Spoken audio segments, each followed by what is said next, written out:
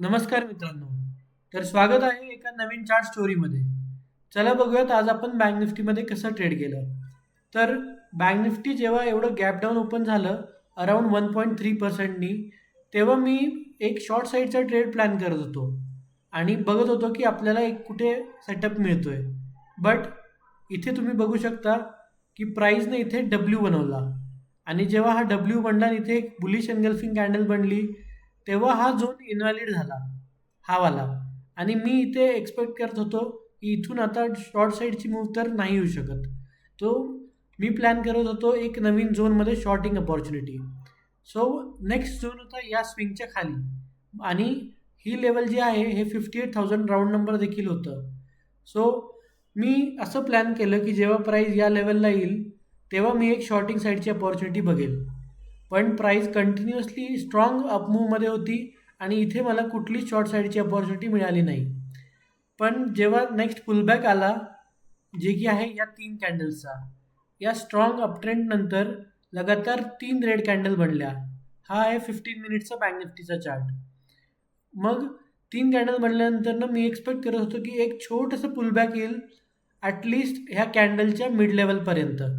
याच्या मागचं लॉजिक काय आहे मी तुम्हाला 5 मिनिटावर थोडं सिम्प्लिफाय करून एक्सप्लेन करतो.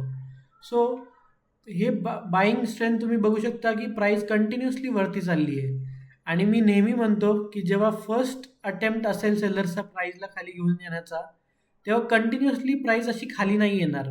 ॲटलिस्ट थोडा तरी बाउन्स बॅक येईल, इथपर्यंत प्राईस येऊन माईट बी परत डाऊन ट्रेंड कंटिन्यू होईल. पण अशी लगातार खाली येण्याची प्रोबॅबिलिटी खूप कमी असते.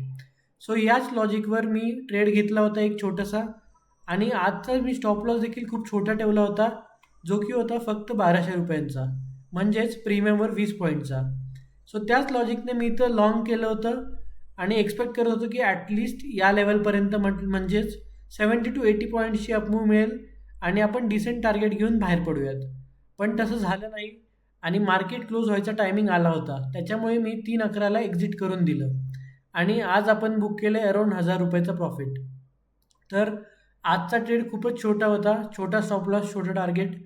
बट हे अशी अपॉर्च्युनिटीज येत राहतात आणि जर तुम्हाला एक्सपिरियन्स आहे मार्केटमध्ये तरच तुम्ही असे अपॉर्च्युनिटी सीज करायचं ट्राय करा.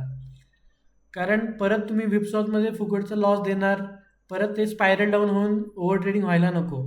सो बेटर आहे तुमच्या सेटअपसाठी वेट करा आणि तो आला तरच ट्रेड घ्या.